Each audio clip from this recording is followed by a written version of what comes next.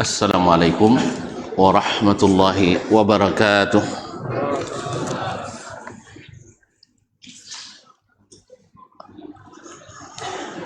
Alhamdulillahi rabbil alamin, wal aqibatu lil muttaqin, wala udwana illa 'alal zalimin. Asyhadu an la ilaha illallah wahdahu la syarika lah, waliyus salihin wa khaliqul khalqi ajma'in wa razikuhum, wa ma min dabbatin fil ardi illa 'ala Allahi rizquha wa ya'lamu mustaqarraha wa mustawda'aha kullun fi kitabim mubin. Wa asyhadu anna Muhammadan 'abduhu wa rasuluhu as-sadiqul amin, sallallahu alaihi wa ala ali baitihi tayyibin wa azwajihi at-tahirati ummahatil mu'minin wa ashabihi al-qadatil ghurril mayamin wat tabi'ina lahum bi ihsanin ila yaumiddin, amma ba'd. Fa usi nafsi wa iyyakum ayyuhal muslimun wa iyyatul muslimat bitaqwallahi azza wa jal, fa innahu qad fazal muttaqun. Ya ayyuhalladzina amanu taqullaha haqqa tuqatih wa la tamutunna illa wa antum muslimun. Ma'asyiral kiram, Bapak dan Ibu-ibu, saudara-saudara dan saudari serta adik-adik dan anak-anak jemaah salat maghrib dan insyaallah isya di Masjid Raya Muhammadiyah Bangkinang yang saya muliakan, yang saya hormati, yang saya cintai. Alhamdulillah, majelis kita kembali kita lanjutkan. Mudah-mudahan semakin menguatkan dan mendekatkan kepada Allah Subhanahu wa taala. Oleh itu, ini adalah suatu nikmat yang sangat berharga. Oleh itu mari kita sama-sama bersyukur kepada Allah Subhanahu wa taala. Mudah-mudahan nikmat ini sentiasa terjaga. Salawat dan salam kepada Nabi alaihi salatu wassalam. Mudah-mudahan salawat dan salam itu berbuah syafaat dari Nabi pada hari kiamat. Selanjutnya doa kita pula untuk para orang tua kita, ayah dan mak kita, para guru, ustadz, ustazah, para kerabat dan saudara-saudara, serta sahabat, handai tolan dan teman-teman, serta seluruh kaum muslimin dan muslimat. Mudah-mudahan yang masih hidup Allah bimbing dengan taufik dan hidayah, dan tetap istiqamah di atas agama Islam dan sunnah Nabi alaihi salatu wassalam sampai husnul khatimah. Dan semoga yang sudah mendahului Allah berikan ampunan, Allah berikan rahmat, diterima amalan, serta ditempatkan di tempat yang terbaik di sisinya. Khususnya imam kita Muslim Ibnul Hajjaj Al-Qushairi An-Nisaburi, yang pada kesempatan ini kita mengambil ilmu dari yang dia tuliskan dan riwayatkan serta wariskan kepada kita dari Nabi alaihi salatu wassalam. Mudah-mudahan Allah limpahkan pahala baginya dan kita pun mudah-mudahan mendapatkan bagian daripadanya. Amin ya rabbal alamin. Ma'asyiral kiram, melanjutkan masih dalam Kitabu Al-Masajid wa Mawadhi'is Salah, kitab tentang masjid dan tempat-tempat salat. Masuk pada bab yang pertama setelah di awal kitab, sebab yang pertama yaitu kitab Babu Ibtina'i Masjidin Nabi sallallahu alaihi wasallam. Bab pembangunan Masjid Nabi alaihi salatu wassalam. Bagaimana sejarah dan awal mulanya pembangunan Masjid Nabawi, dan bagaimana pula Nabi alaihi salatu wassalam menjadikannya sebagai the pilot project. Itu proyek pertamanya sampai ke Madinah,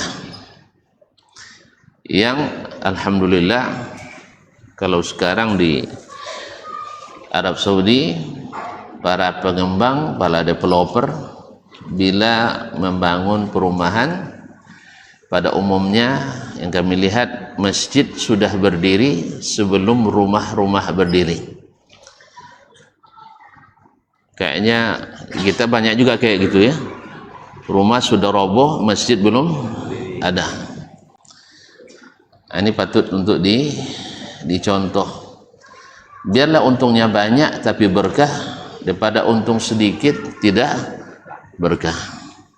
Yalah, untung sekeneknya tidak buat saji, kita mah tidak berkah. Lebih baik untungnya banyak tapi berkah. Nah, maka bangun masjid dulu sebelum bangun perumahan itu, supaya tidak ada yang gagal bayar, sehingga tidak perlu debit kolektor. Ya, karena orang masjid semua, tapi kalau di situ tidak apa nama saji, ada piti tidak jadi ansur ya bang. Nah, makanya sebab itu memang kadang-kadang perlu ilmu ya yang banyak menyelesaikan permasalahan kita. Ilmu yang menyelesaikan banyak permasalahan yang tidak mengundang masalah. Jadi bangun masjid dulu sebelum bangun perumahan. Nah, ini yang dicontohkan Nabi alaihi salatu wassalam. Beliau sebelum membangun masjidnya, membangun rumahnya, beliau membangun masjid terlebih dahulu. Nah, dan dari biaya beliau sendiri. Beliau yang beli tanahnya, walaupun minjam dulu, minjam sama mertua. Siapa? Nah, tentu itu Nabi lah, Abu Bakar As-Siddiq radhiyallahu taala anhu. Ma'asyiral kiram. Berkata Imam Muslim rahimahullah, haddatsana Yahya ibn Yahya, telah menceritakan kepada kami hadis ini Yahya ibn Yahya An-Nisaburi. Yahya ibn Yahya An-Nisaburi, salah seorang ulama hadis dan sunnah di Nisabur.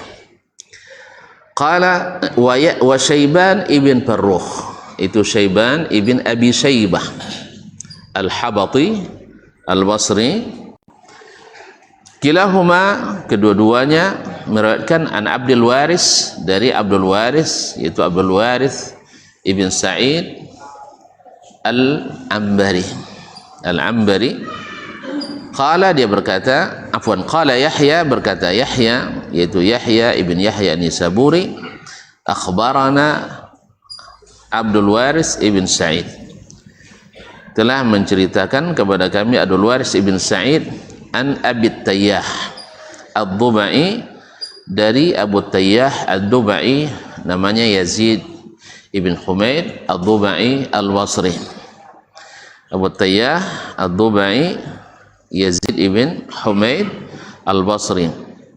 Qala, dia berkata, haddatsana Anas ibn Malik, telah menceritakan kepada kami Anas ibn Malik.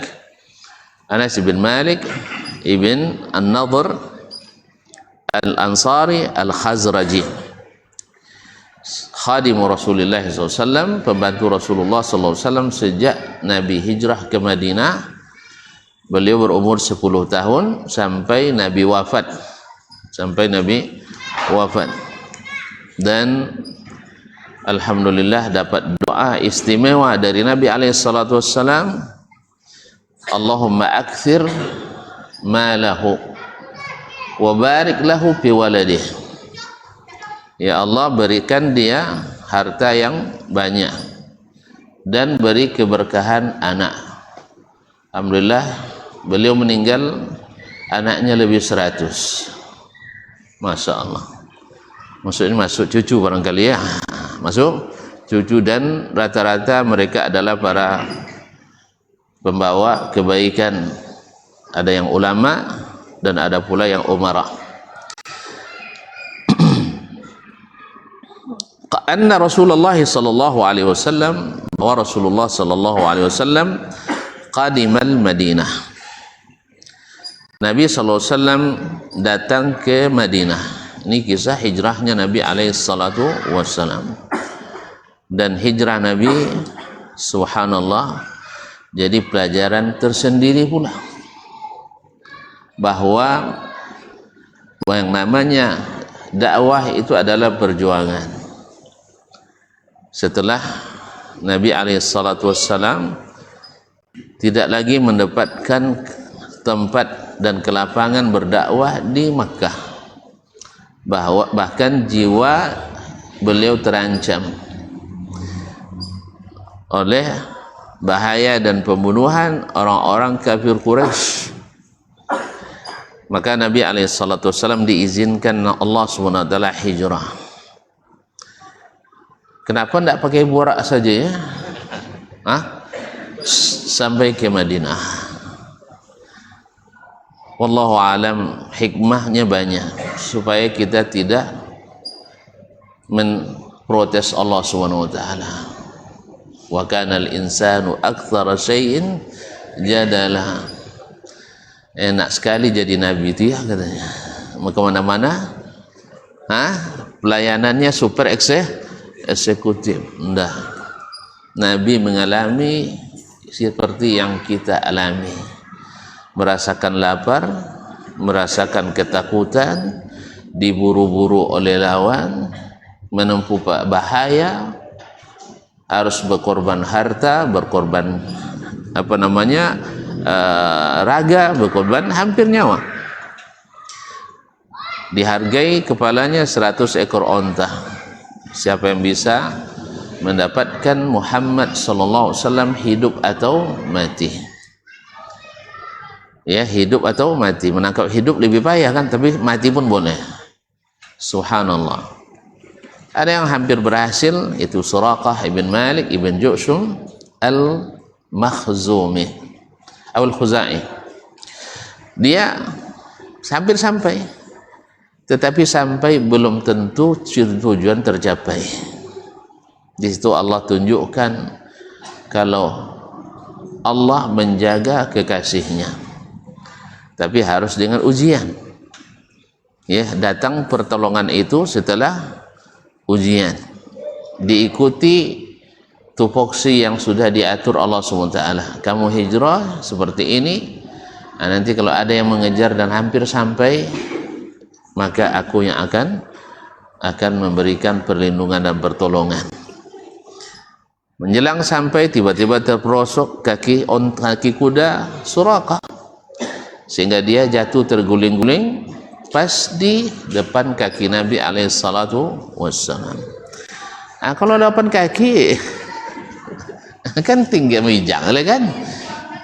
Tuan-tuan tahu sendiri Nabi alaihissalatu wassalam diberikan kekuatan 10 kekuatan laki-laki. Ya, kalau Nabi sudah mengapakan, tidak ada yang bisa. Ya, ahli ahli gulat Makkah, ya, siapa namanya itu, Rukanah, dia menantang Nabi untuk bergulat, kalah sama oleh Nabi alaihissalatu wassalam. Padahal dia tidak pernah kalah, tapi berlawan dengan Nabi, kalah. Jadi oleh sebab itu akhirnya Suraqah minta dimaafkan, dikasih maaf, kejar lagi sampai 3 kali. Suraqah sadar ini tidak mungkin, ini tidak mungkin, ini punya ilmu kanuragan tingkat. Kan itu lagi, kalau orang kafir kan bilang ilmu kanuragan tingkat dewa ya. Allah musta'an. Tapi sesungguhnya adalah pertolongan Allah Subhanahu wa ta'ala. Akhirnya Nabi memaafkannya dan dia berjanji akan mengamankan jalan itu. Awalnya semangat untuk mencelakakan Nabi, akhirnya sekarang dia berhutang budi pada Nabi, sehingga siapapun yang mencari Nabi melalui jalan itu, dia palingkan dan dia katakan di sini aman, tidak ada pandailah dia mengarahkan orang ke tempat lain. Alhamdulillah. Jadi kadang-kadang kalau ada orang memusuhi kita, jangan terlalu berlebihan kita membalasnya, karena besok mungkin menjadi pendukung dan pelindung kita. Dan itu banyak terjadi dalam dakwah. Alhamdulillah, kadang-kadang preman tapi kan ditawung dari preman lain, jago buaya dan dumonya. Kan ada preman di situ, tapi ada temannya yang dulu preman juga, pesan sama dia, Wang, kalau ada yang ganggu buaya dan waduh situ mecapnya, kan lumayan juga ya. Alhamdulillah ada, Bang. Jadi kalau sempat ada yang ganggu, kamu biarkan, kamu akan saya hukum. Tidak perlu kita tahu, biar aja, ya, biar saja. Jadi kaum muslimin dan muslimat dirahmati Allah SWT, jadi dia justru jadi pelindung jalan Nabi alaihissalatu wassalam. Lalu Nabi janjikan kepadanya, besok kalau Persia ditaklukkan, maka gelang kebesaran Persia itu akan diberikan kepadamu. Masya Allah. Habib baru ketakutan, belum sampai hijrah, tetapi cerita menaklukkan Persia, negara adidaya. Sama hari ini kalau orang mengatakan kita akan taklukkan Eropa, jen cita-cita jajinya cima tu kadang lutut. Iya, tapi ini janji Allah Subhanahu wa ta'ala, selemah apapun kita, tapi kalau janji Allah pasti terjadi dengan kita atau dengan selain kita, dan ini tidak bisa dirubah.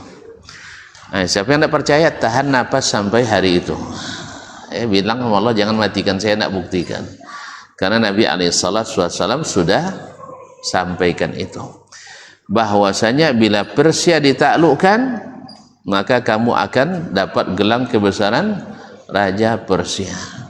Kapan ditaklukkan? Di masa Umar ibn Khattab radhiyallahu anhu. Makanya orang-orang Majusi Iran sangat dendam sama Umar. Orang-orang Majusi Iran dendam sama Umar, sehingga mereka membuat agama baru namanya Syiah. Awalnya kecil, tapi setelah mereka menjadi besar. Dan sayangnya banyak kita yang tertipu, karena mereka memang pandai bersandiwara. Ketika ditanya, kalau di Indonesia ditanya, katanya orang Syiah mengkafirkan sahabat. Oh, enggak.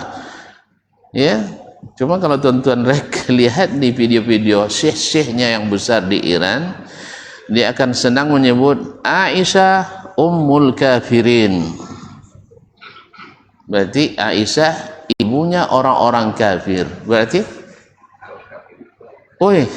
Berarti semua yang mengaku Aisyah sebagai ibunya adalah orang kafir. Berarti kita kafir di matanya. Kalau seorang Husain Syihab menyebutkan bahwa kami tidak mengabaikan sahabat, jangan percaya, jangan lekas percaya, karena agamanya dibangun di atas dusta, namanya taqiyah. Dan dalam agama mereka, dusta itu pahalanya lebih baik dari 70 kali umrah. Masya Allah, baduto bisa lebih afdol daripada umrah. Itu kan lewat aja duto malah. Ya beliau duto. Jadi kaum muslimin dan muslimat, jadi sayang-sayangnya banyak orang-orang yang tidak tahu, tapi orang cerdas, orang berpangkat, orang bertitel. Jangan salah-salahkan Syiah, dia membela Islam itu. Apalagi pernyataan Khomeini pada akhir-akhir ini, dia bilang kami tidak peduli Iran habis, kami tak peduli nyawa kami habis, yang penting Islam tegak. Masya Allah. Makanya belajarlah Islam yang benar, biar tahu antum siapa mereka. Anda masih ingat tahun 70-an ketika Khomeini kembali ke Iran, masih ingat bang ya? Enggak ya? Apa enggak kuliah dulu ya? Nah, di masa-masa itu tuh para pemuda aktivis kampus, masya Allah, mengeluh-elukan Khomeini. Iya. Mungkin saya termasuk yang kagum juga kali enggak ya? Hah? Dianggap sebagai pelopor revolusi Islam, masya Allah. Karena kita sama tidak tahu. Yang tahu kita bahwa dia berhasil menggulingkan kerajaan yang disebut otoriter itu. Itu aja. Ya kalau sempat ada sekarang Khomeini menggulingkan Arab Saudi misalnya, banyak yang bersorak tuh ya. Habis itu setelah mereka menguasai tanah suci, dilarang haji selama 30 tahun. Hajinya ke Karbala. Ma'asyal kiram dirahmati Allah. Jadi itu sudah ada dalam sejarah. Takluknya kota Baghdad 565. Masya Allah, berkat kerjasama menterinya dengan kepala polisinya, menjadi pelayan orang Mongol. Diserahkanlah database diserahkan data kota Baghdad kepada Holaku Khan, sehingga dengan mudah mereka masuk ke Baghdad, selama 40 hari lamanya menghabisi, membantai semua umat Islam yang tersisa kecuali Syiah. Tahu nak korbannya berapa? Hanya lebih kurang 1.800.000 orang di dalam kota. Masyarakat sipil tak bersenjata. Siapa yang punya jasa?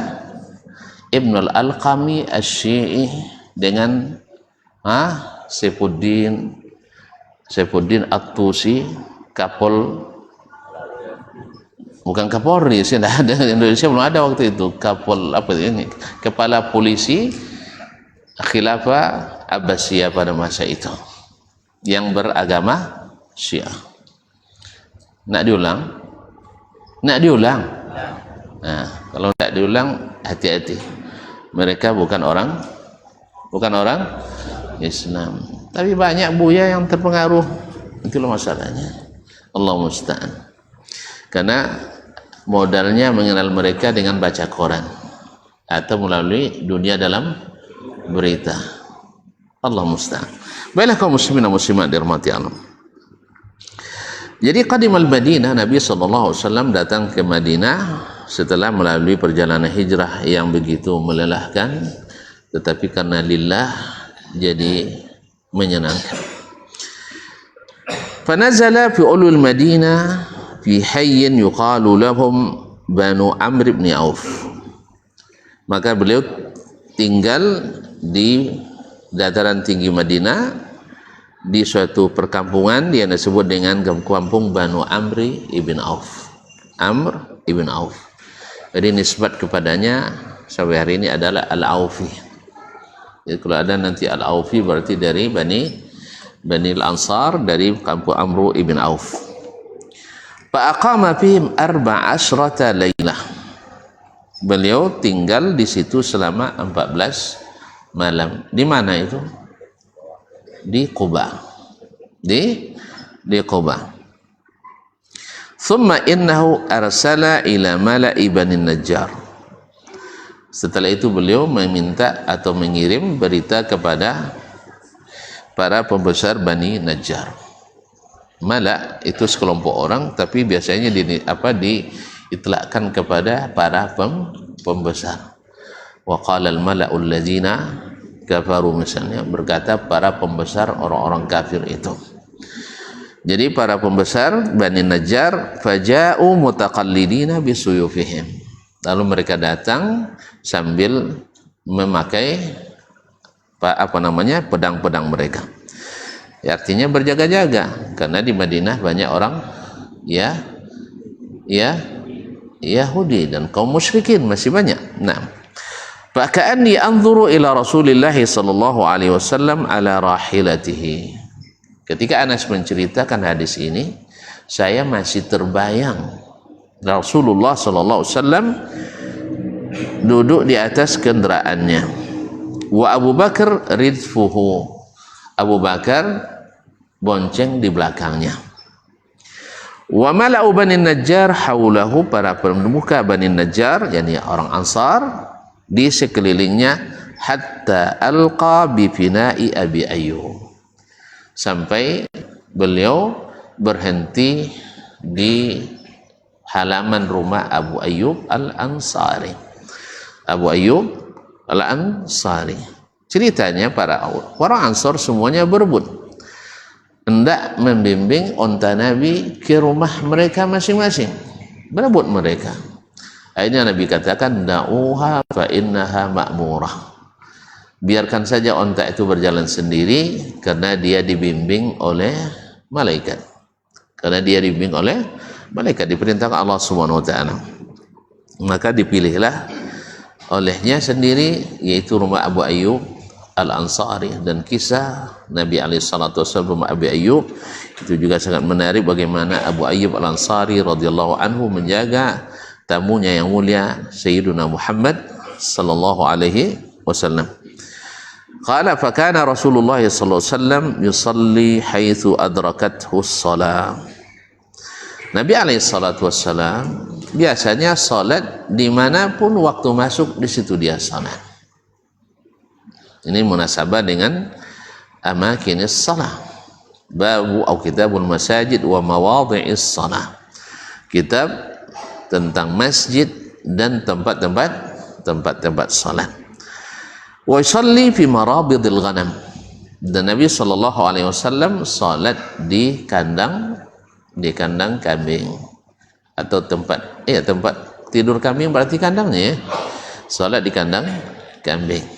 Nah, ini sudah dibahas pada hadis-hadis sebelum ini. Jadi ada yang mengatakan bahwa kotoran hewan yang dimakan dagingnya tidak najis. Dari sini mereka mengambil dalil bahwa kalau sholat di situ boleh, berarti tidak najis. Ada yang mengatakan ilahnya bukan itu. Thumma innahu amara bil masjid. Kemudian Nabi Shallallahu Alaihi Wasallam memerintahkan untuk membangun masjid, artinya merencanakan bangun masjid. Setelah sampai di rumah Abu Ayyub Al-Ansari radhiyallahu ta'ala, qala fa arsala ila mala'i Bani Najjar.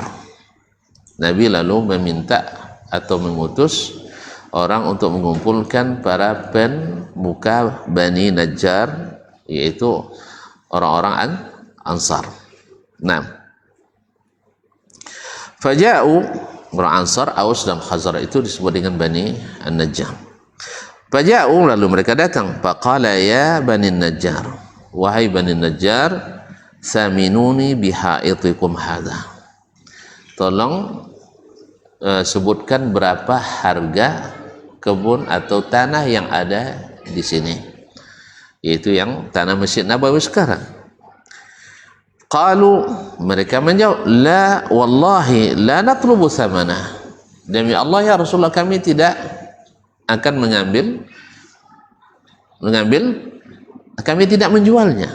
Artinya silahkan dipakai tanpa dibeli. Illa ilallah, kecuali kami hanya mengharap kepada Allah Subhanahu wa ta'ala. Artinya kami ikhlaskan itu untukmu, tidak perlu dibeli. Qala Anas, malu afwan, la tusamar illa ilallah. Qala Anas berkata, fa kana fihi ma aqul, dan di dalam kebun itu atau tempat itu terdapat apa yang aku katakan, kana fihi nakhl, ada kurma, wa kuburun musyrikin, dan juga kuburan orang-orang musyrikin. Dulu kan orang musyrik semua di situ, tentu di situ dikuburkan. Wa kharab atau wa kharib, itu rumah-rumah yang sudah ditinggal, Fa amara Rasulullah sallallahu alaihi wasallam bin nakhli fa quti'ah.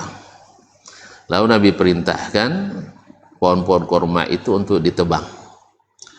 Di sini juga diambil pelajaran seperti katakan Imam Nawawi rahimahullah, bahwasanya boleh menebang pohon yang berbuah kalau memang dibutuhkan, apakah tanahnya yang diperlukan atau mau diganti dengan tanaman yang lebih produktif, atau memang untuk dipakai batangnya, karena batang kurma itu juga akan dipakai oleh Nabi alaihi salatu wassalam, dan juga daunnya. Wa bi quburil musyrikin funubisat, demikian juga kuburan-kuburan boleh dibongkar untuk suatu kepentingan syar'i, termasuk kuburan orang-orang musyrikin, dan setelah dibongkar boleh membangun rumah ibadah di situ atau masjid, boleh dibangun masjid. Yang tidak boleh adalah kalau kuburannya masih ada. Sebagian awak ndak ancaklah masjid dah kubur ustaz, habis jago nak kubur sodonya kan. Subhanallah, alil hawa tu subhanallah kaum muslimin. Nabi bilang jangan, mereka bilang bagus. Sebab corong. Nabi bilang jangan, mereka bilang bagus. Eloklah. Dah ngojo ngaji tauhid ada ngawak adanya. Padahal kalau lah mati ndak ada kau jojo lah. Kan ya? Ada amal sudah mati lah. Hah? Ada lah? Ndak. Tapi dicece dalil-dalil yang syubhat. Memang ahli syubhat tu pandai mencari syubhat. Dalil yang tidak pada tempatnya mereka pakai. Nasallallahu alaihi wasallam wal afiyah. Kadang-kadang masih tinggilah nyebut dalil sahih. Kadang hadisnya hadis mungkar. Ya, sahihnya. Padahal hadisnya dalilnya sanadnya munqati'. Sanadnya terputus. Nya dia tengoklah ke awak sanad dah. Tengoklah ke awak sanad dah. La jalil di situ amman sami'a, dari seseorang yang mendengar, siapa ndak tahu orangnya. Kalau ndak tahu orangnya berarti majhul. Kalau majhul berarti sanadnya dhaif. Nasallallahu alaihi wasallam wal afiyah. Dia kaum muslimin dan muslimat dirahmati Allah. Jadi setelah dibangun, setelah dibongkar boleh. Cuman wawak kau kadang-kadang subhanallah kalau buat jalan Allah bongkar kuburnya. Tapi kita pijak-pijaknya. Tapi kalau buat masjid enggak boleh lah. Apa sebab? Contoh tadi tu. Nya kalau lihat ada kuburan di situ enggak masuk Wahabi dunia. Jadi cara nak legend salat Wahabi situ buat kubur situ. Esok mati dan kubur di mihrabnya. Fa inna lillahi wa inna ilaihi raji'un. Nabi larang orang salat menghadap kuburan, dia wasiatkan untuk dikuburkan di depan orang salat. Fa nasallallahu alaihi wasallam wa ta'ala. Lalu menjadi ahli sunnah yang asli. Jadi ahli sunnah yang asli. Tapi menentang sunnah Nabi alaihi salatu wassalam. Kaum muslimin dan muslim, wabil khirabi atau bil kharibi fasuwiyad, dan bekas-bekas rumah-rumah yang sudah runtuh itu lalu diratakan. Qala fasaffun nakhla qiblatan, lalu mereka menyusun kurma-kurma tadi di arah kiblat. Wa ja'alu adadataihi hijarah, dan mereka jadikan dua sisi pintunya batu. Qala fakanu yartajizuna wa Rasulullah sallallahu alaihi wasallam ma'amahum wa hum yaqulun, dan mereka pada waktu itu sambil berpantun atau mengucapkan syair atau rajas bersama Rasulullah SAW mengatakan, Allahumma innahu la khaira illa khairul akhirah.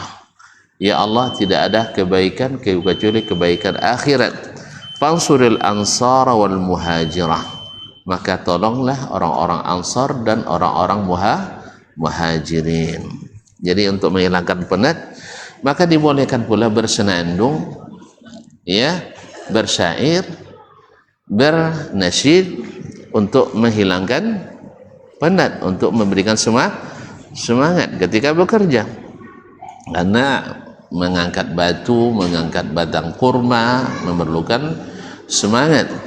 Maka mereka menyanyikan atau menyenandungkan Allahumma innahu la khaira illa khairul akhirah fansuril ansara wal muhajirah. Ya Allah, tidak ada kebaikan kecuali kebaikan akhirat, maka tolonglah orang ansar dan orang muhajirin.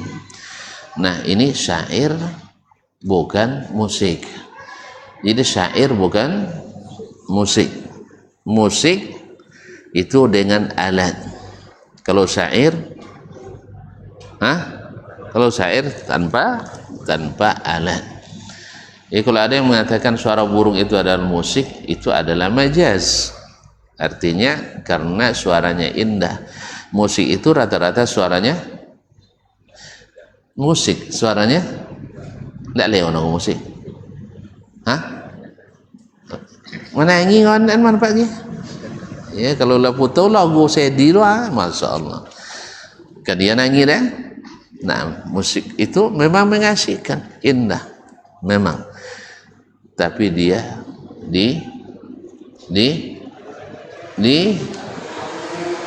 dihalalkan, diharamkan. Tidak lamanya selama hidupnya. Nanti setelah akhirat nikmatilah, insyaallah taala. Sama khamar, kalau diminum bikin kita play, sah? Tahu playnya? Asal tahu bang. Kan ya, semuanya boleh waktu itu. Tapi apakah halal? Enggak. Nah, judi ada manfaatnya. Judi ada manfaat. Apa lain endaknya bang? Sampai CPT rumah. Endaknya ada manfaat. Ada. Khamar ada manfaat. Ada. Apalah enggak adanya tuan-tuan. Allah Ta'ala nyabui adanya tuan-tuan. Bang sabui enggak? Yas'alunaka anil khamri wal maisir. Mereka bertanya kepadamu tentang khamar dan judi.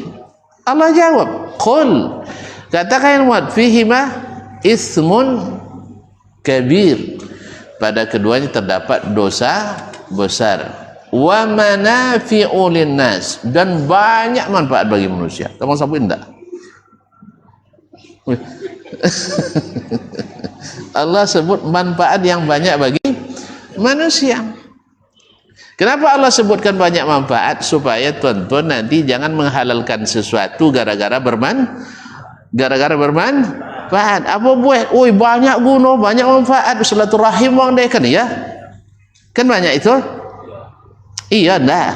Banyak orang membuat pelanggaran agama dengan alasan banyak manfaat. Maka jauh dari Allah Ta'ala, banyak manfaat, tapi halal apa haram? Haram. Jadi manfaat tidak menghalalkan yang haram. Jelas? Jelas? Karena yang halal dan haram itu adalah ketentuan Allah Subhanahu wa Ta'ala. Walaupun ada manfaatnya, belum tentu halal. Belum tentu halal. Sebagaimana ada sesuatu yang kadang-kadang bermudarat bagi sebagian, tapi belum tentu haram. Sahih? Sahih apa enggak? Melakukan qisas ada mudarat apa enggak? Mati wang dia enggak ada mudarat? La ilaha illallah. Oi, dibunuh ayah yatim anak sedih itu enggak mudarat doh? Janda bini sudah itu enggak mudarat doh? Enggak bani atuk dah, cucu dah enggak mudarat. Enggak mudarat? Mudarat. Tetapi karena dia disuruh, maka dia jadi halal. Jelas? Ibrahim antuan nak ada ten kata ompek ndak ada uang. Ndak ada makanan, ndak ada ayu. Mudarat ndak? Tapi halal ndak kerjanya? Halal, walhamdulillah. Oi. Bang. Nah, apa dia buat Allah contoh seperti itu supaya tuan-tuan jangan ngeyel, jangan tongkau, jangan nyabut dengan alasan banyak manfaat. Ya sewan tole ya. Sekitar sebulan lah. Kan ada manfaat doh. Ya kan mencintai Nabi sallallahu alaihi wasallam, belajar sirah. Alasannya apa? Karena bermanfaat. Tapi halal atau tidak? Nah, abangnya beda. Dianjurkan atau tidak? Karena alasannya selalu manfaat. Maka Allah jawab, khamar dan maisir itu ada manfaatnya, tapi berubah jadi halal? Tidak. Qisas ada mudaratnya, lalu jadi haram? Tidak. Karena manfaat mudarat itu sebagian illah, bukan satu-satunya illah. Walhamdulillah. Kalau bang? Hah? Azan wala? Halang aku? Alhamdulillah. Terima kasih. Kita sambung lepas azan sedikit lagi insyaallah.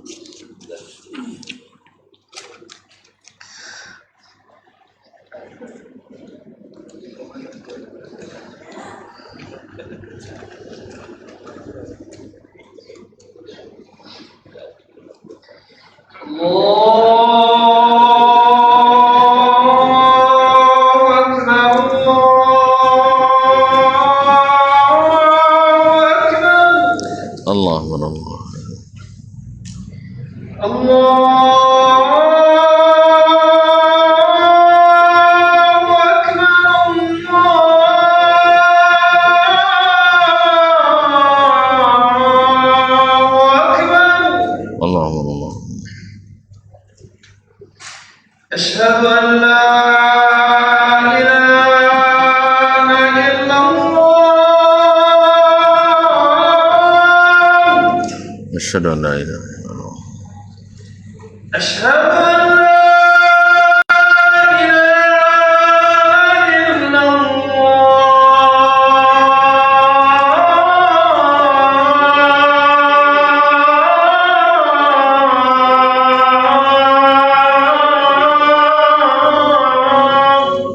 أشهد أن أشهد أن محمدا رسول الله أشهد أن محمد رسول الله أشهد أن محمدا رسول الله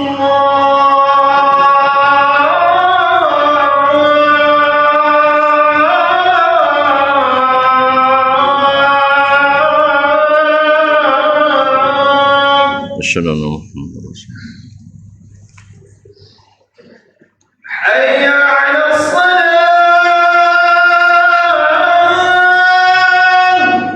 لا حول ولا قوة إلا بالله حي على الصلاة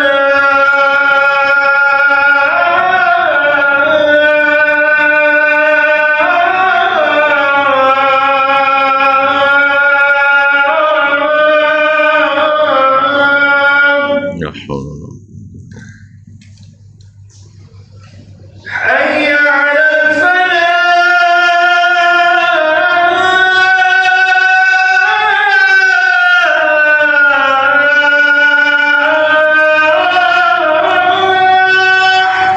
لا حول ولا قوة حي على الفلاح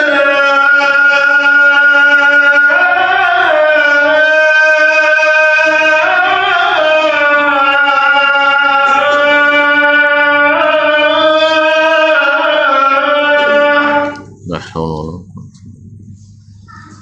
الله أكبر الله أكبر الله أكبر الله لا إله إلا الله وأنا أشهد أن لا إله اللهم رب هذه الدعوة التامة والصلاة القائمة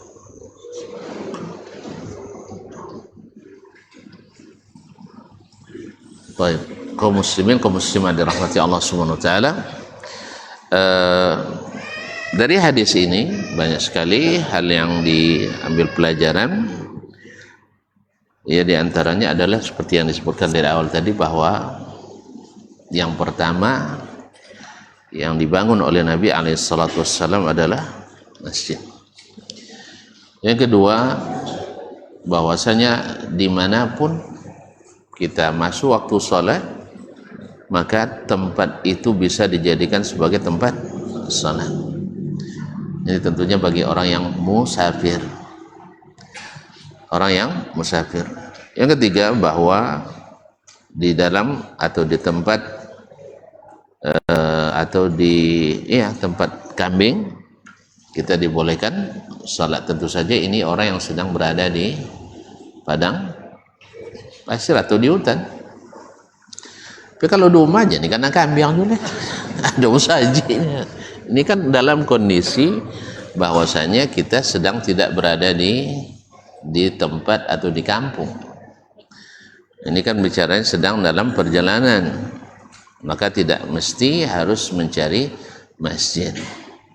Tapi kalau seandainya kita sudah sampai di pemukiman, di tempat kita, di kota kita, tentu kita cari tempat masjid, karena itu adalah tempat yang paling utama kita menunaikan salat.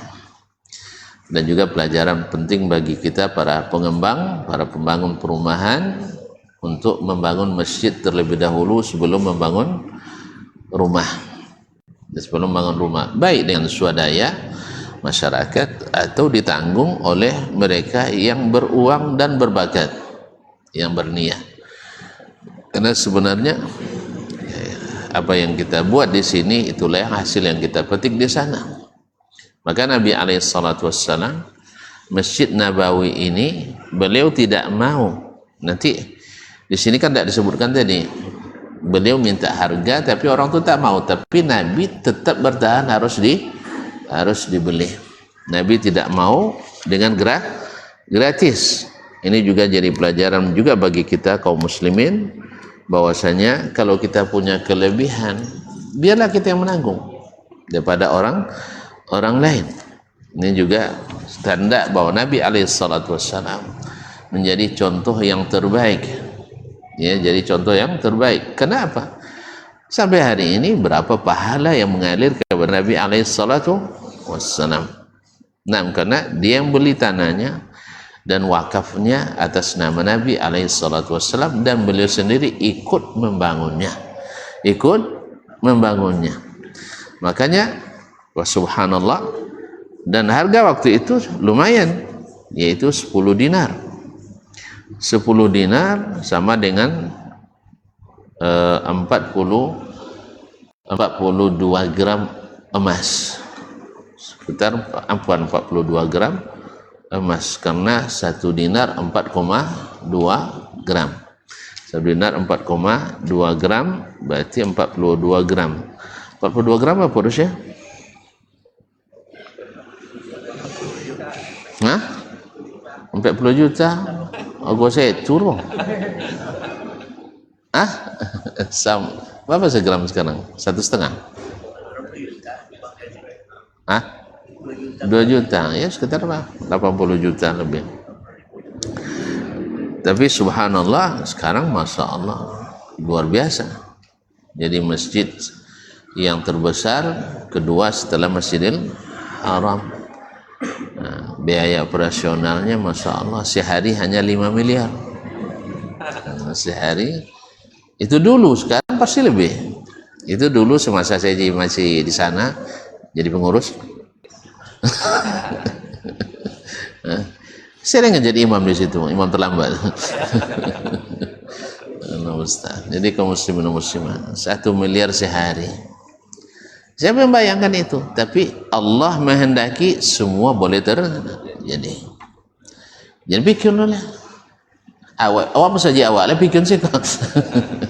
Uang tu cahnya pikir. Jannah atau lah muruslah. Jannah atau nya muruslah dunia nan uang ndak bakojo. Jangan kamu saji tapi cita ngurus musaji. Caranya internasionalisasi lah ngurus masjid dunia, Masjid Haram, Masjid Nabawi. Jadi ganti. Ya, misalnya setahun kau Arab Saudi, tahun depan Emirat, sudah itu Kuwait, sudah itu Malaysia, sudah itu Indonesia. Ya kira kalau sampai awak mengurus sudah aja apa nya bang? Terbayang nih bang, Nela jale terbayang anggaran kodok ndak cair. Jale ndak cair, tunda bayar. Sering tunda bayar.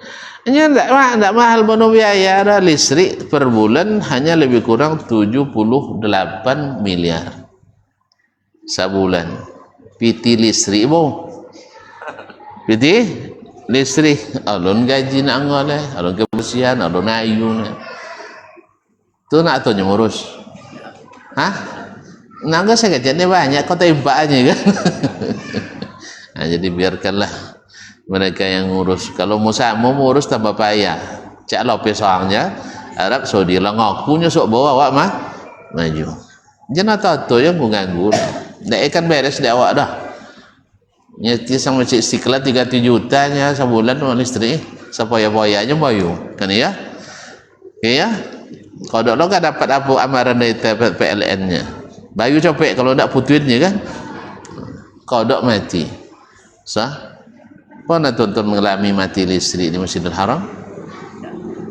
Hah? Dan mulai tahun dan sitan alam wasu dan listrik mati lah. Alam wasu listrik tidak ada mati lah. Alhamdulillah. Kecuali amatin. Kecuali amatin. Alhamdulillah. Ya, di kampus mulai tahun alam punya listrik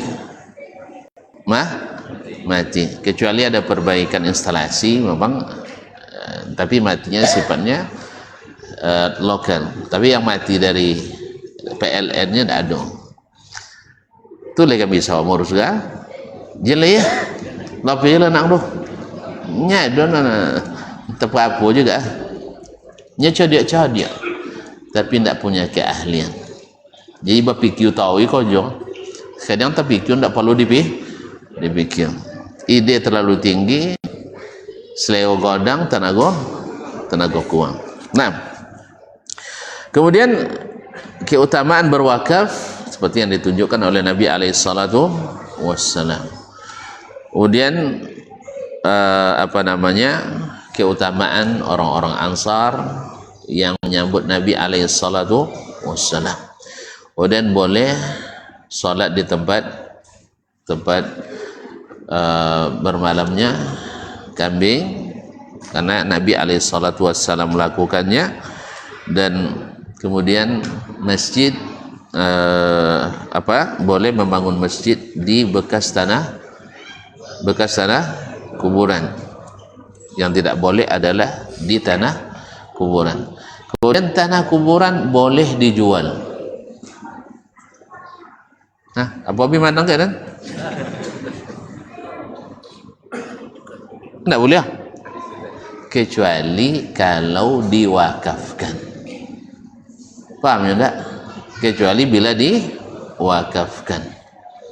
Misalnya tanah awak di Wang Gajah, itu wakaf tuh jangan dijual.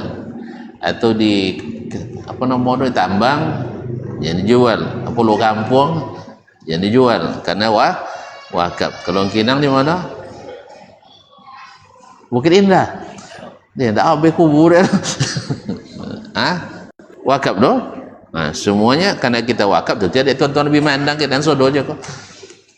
Jalannya. Jadi kuburan-kuburan mana tentu di ke rumah ada kuburan datuk. Bapa cara awak perlu piti boleh dijual. Nya tu jen buat je kuburan siang-siang. Mau sama je lah. Nah, sebab yang hidup Pontiang memerlukan tanah dibanding wamati berlimpik-limpik tu kuburan tak wangi ke awak dah. Tapi kalau orang hidup jangan berlimpik lah, ambil saja cacau je lah nak tandung bukan awak dah.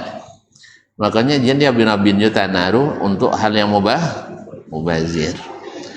Iaitu kini banyak tanah kita, besok anak keturunan basi catuknya nak mendapat tanah.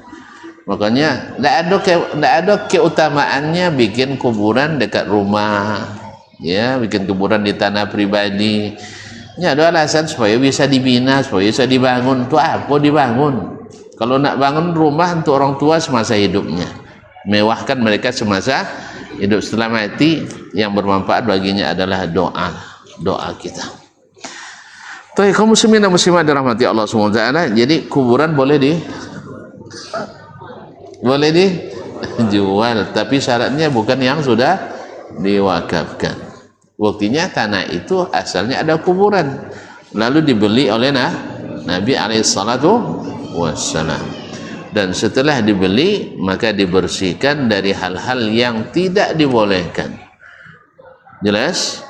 Jadi bukan hanya karena khawatir orang menyembah orang non kubur, ya, yang dikhawatirkan bukan hanya itu, dan bukan karena kotornya, tidak, tapi karena ini adalah perintah Allah dan Rasulnya Sallallahu Alaihi Wasallam, jangan salat menghadap kuburan atau jangan salat di kuburan. Kadang-kadang dia tidak berilmu, nampak luang salat, dia salat jenazah di kuburan. Awak torang salat aja salat. Itulah tanda bahwa sesungguhnya banyak umat yang masih tidak mengenal agamanya dengan baik. Kaum muslimin dan muslimat dirahmati Allah SWT, dan di antara juga boleh menyenandungkan ungkapan-ungkapan semangat, yel-yel selama dalam lapas-lapas yang baik, ya, bahasa-bahasa yang baik seperti yang dilakukan oleh para sahabat bersama Nabi alaihissalatu wassalam. Dan yang namanya rajaz, yang namanya syair itu bukan musik. Musik lain, syair lain. Makanya surat syuara bukan surat pemusik, ya, bukan surat pemusik. Ya, kalau ada juga ngeyel bilang surat pemusik berarti perlu belajar musik. Allah musta'an. Nasallahu alaihi wasallam. Baik, kaum muslimin dan muslimat dirahmati Allah, kita lanjutkan sanad yang selanjutnya. Qala hadatsana Ubaidullah bin Muaz al-Ambari, telah menceritakan kepada kami Ubaidullah ibn Muaz al-Ambari, yakni Ubaidullah ibn Muaz ibn Muaz. Jadi ayah dan datuknya sama namanya. Qala hadatsana Abi, telah menceritakan kepada kami Abi, yaitu Muaz ibn Muaz al-Ambari. Qala hadatsana Syu'bah, telah menceritakan kepada kami Syu'bah, yakni Ibnu al-Hajjaj al-Ataki Abu Bistam al-Basri, Amirul Mukminin fil hadis, yang pertama memeriksa hadis di Basrah. Qala hadatsani Abu Tayyah, telah menceritakan kepadaku Abu Tayyah, yaitu Yazid ibn Humaid ad-Dubai yang disebutkan dalam sanad sebelumnya, an Anasin, dari Anas ibn Malik ibn Nadar al-Ansari an-Najjari radhiyallahu an, anna Rasulullah sallallahu alaihi wasallam, wa Rasulullah sallallahu alaihi wasallam kana yusalli fi marabidil ghanam qabla ayyubnal masjid. Nabi sallallahu alaihi wasallam salat di tempat istirahatnya kambing atau di kandang kambing sebelum dibangun masjid. Qala wa hadatsana Yahya ibn Yahya, telah menceritakan kepada kami Yahya ibn Yahya an-Nisaburi. Qala hadatsana Khalid yakni ibn al-Harith, telah menceritakan kepada kami Khalid yakni ibn al-Harith al-Basri.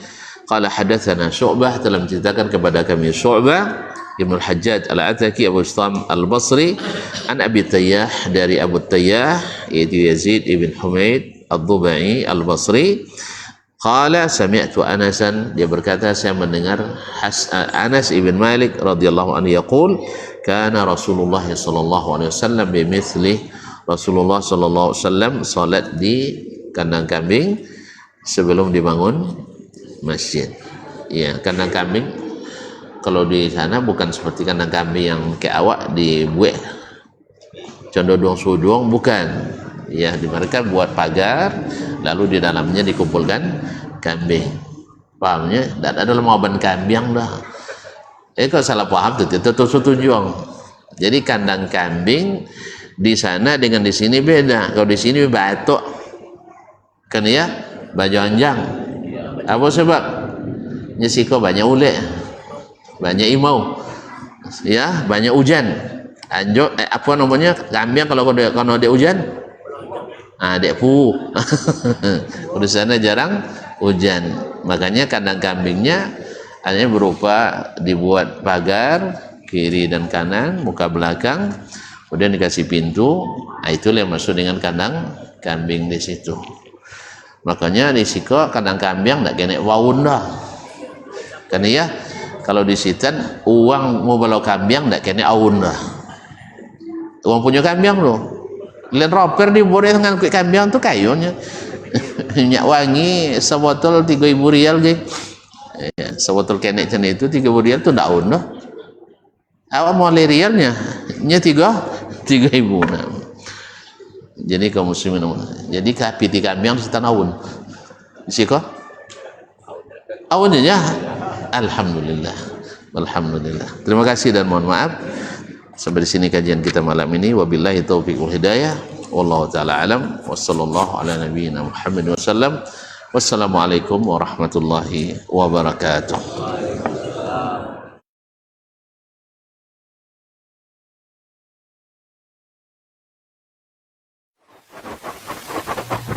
Barometer amal kita saleh tak salehnya di salat kita. Bila salat kita ikhlas dan sesuai dengan sunnah Nabi SAW, maka insya Allah amalan yang lain mengikut.